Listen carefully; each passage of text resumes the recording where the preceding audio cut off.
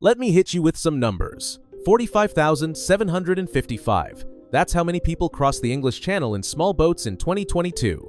A 500% increase in just 3 years.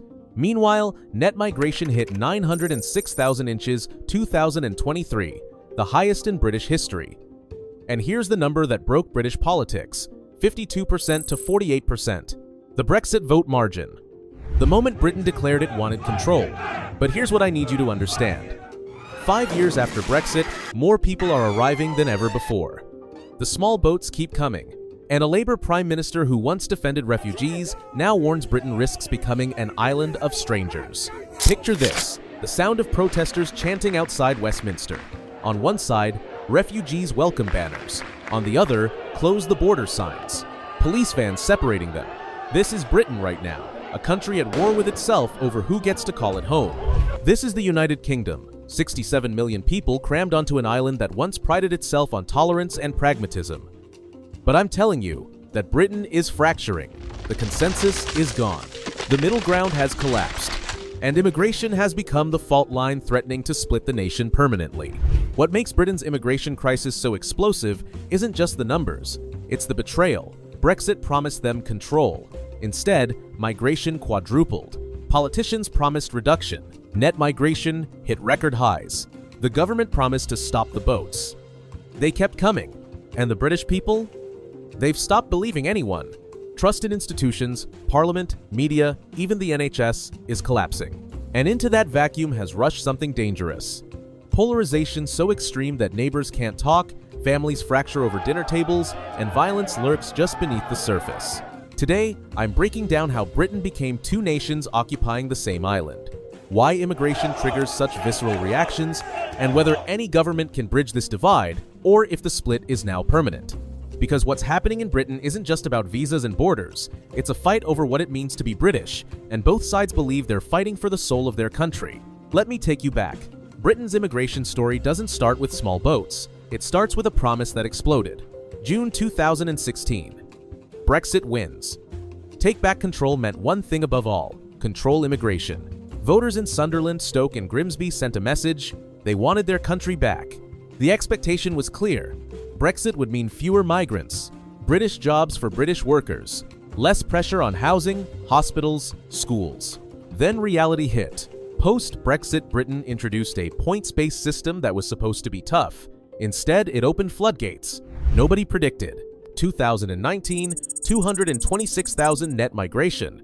2021, 488,000. 2023, 906,000. In 4 years, net migration quadrupled. Care workers arrived by the tens of thousands. Students brought dependents. Ukrainians and Hong Kongers came under humanitarian schemes. The system that was supposed to tighten control became the most liberal in British history. And then the boats started coming. Small boat crossings became the symbol of failure. 2018, 299 arrivals. 2020, 8,466. 2022, 45,755. 2024. Still coming daily. The images were devastating. Dinghies landing on Dover beaches. Men in life jackets walking up the shore. Border force rescuing people from the water. Every crossing broadcast on British evening news. For a nation that voted for control, it looked like chaos. The Conservative government tried everything. Pushbacks, the Rwanda deportation plan, emergency legislation. Nothing worked. Courts blocked flights. Smugglers adapted. The boats kept coming. Then Labour won in 2024, promising to smash the smuggling gangs. Instead, Keir Starmer did something I didn't expect. He went harder than the Conservatives ever dared. And British society split wide open. Let me take you into a working-class pub in Hartlepool, Burnley, or Boston, and you'll hear it. Enough is enough. This isn't the far-right fringe. These are mainstream Brits, the people who voted Labour for generations, switched to Brexit, then felt betrayed when nothing changed. Economic anxiety. We can't afford this. The NHS is collapsing. 7.6 million people on waiting lists. You need a GP appointment? 3 weeks. Your mum needs surgery? She's number 7,000 on the list. They see new housing estates going up, and they're told migrants get priority. True or not, that's the perception. Council housing waiting lists stretch to 1. 2 million households. Who's getting those homes? Schools in towns like Slough and Bradford struggle with overcrowding. Classes need translators for multiple languages. Parents ask, why should my kids' education suffer? And jobs? Wages in construction, hospitality, and care have stagnated. Whether immigration caused it or not, working-class Brits feel they're competing against newcomers willing to work for less. There's a guy in Stoke who put it bluntly. My grandfather built this country after the war. My dad paid taxes his whole life. Now I can't get a council house, but someone who arrived last year gets one? You tell me, how is that fair? Cultural loss. This isn't my country anymore. Drive through certain parts of Bradford, Leicester, or East London, and you'll see the landscape has changed. High streets where no shop signs are in English, mosques bigger than churches, communities where integration feels minimal. This is the anxiety nobody wants to voice publicly. I feel like a stranger in my own town. It's not just racism, though that exists. It's the speed of change. When 30% of a town's population arrives in a decade and nobody asked if that was okay, resentment builds. The loss isn't just demographic. It's pubs closing, fish and chip shops replaced by kebab houses, Christmas markets becoming winter festivals. Small changes that accumulate into a feeling. British culture is being erased. Security fear. We've lost control. The boats crystallize everything. They're visible, dramatic, and they feel like invasion. Every crossing is broadcast. Every dinghy that makes it feels like failure. And the question pounds. If we can't stop boats crossing 21 miles of water, what can we control? Then come the tabloid stories. Migrants in 4-star hotels while British homeless sleep rough. Criminals arriving and vanishing. The sense that borders mean nothing. The demand is primal. Close the border. Now. And politicians who won't deliver? They get Reform UK instead. Nigel Farage's party now leads polling, not because people love Farage, but because he's the only one saying what they're thinking. Now let me show you the other side. Cross into London, Manchester, or Brighton, and you'll hear a completely different story. We're better than this. This is liberal Britain, young, educated, urban. They didn't vote for Brexit. They're horrified by the hardline turn, and they believe defending migrants is defending British values. Humanitarian outrage. These are people, not numbers. The Rwanda plan was the breaking point. Sending asylum seekers to Africa SR permanently with no route back triggered mass protests. Human rights lawyers went to war. Churches spoke out. The language mattered too. When Suella Braverman called migration an invasion, when Starmer warned of an island of strangers. Activists heard echoes of Enoch Powell's Rivers of Blood speech. They see desperate people fleeing war. Families crossing the channel because legal routes don't exist. And they ask, when did Britain become so cruel? An activist in Bristol said, we sheltered Jews fleeing Hitler. We welcomed Ugandan Asians. Since when do we send refugees to Rwanda? Economic reality, we need them. Here's what I need you to understand. Britain's economy depends on migrants. The NHS would collapse tomorrow without foreign workers. 29% of NHS staff are foreign-born. 44% of doctors in training are ethnic minorities. Who's replacing them if immigration stops? The care sector employs 165,000 foreign workers. There are 165,000 vacancies. Banning overseas recruitment, as Labour did, guarantees catastrophe. Who's caring for Britain's elderly? Universities bring in £42 billion annually from international students. Cut that revenue and higher education collapses. Pro-immigration voices point to the fiscal reality. Migrants pay more in taxes than they consume in services. Without them, Britain's aging population would bankrupt the welfare state. Cultural richness. Diversity made Britain great. London is one of the world's most diverse cities. Over 300 languages spoken. Cuisine from every continent. Art, music, innovation, thriving on multiculturalism. The argument, immigration isn't a problem, it's an asset. Diversity drives creativity, growth, and global competitiveness. They point to British history. Empire brought the world to Britain. Now Britain benefits from that legacy.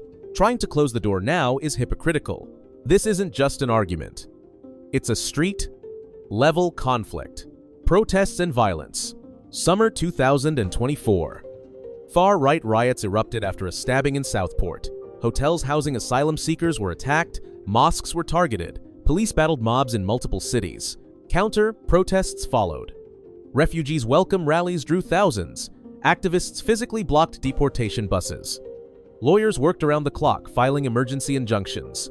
The violence wasn't just political, it was personal. Neighbors turned on each other, communities fractured. The ballot box. Let me show you the electoral map. Reform UK. Now Britain's largest party by membership. Leading in polls. Their message?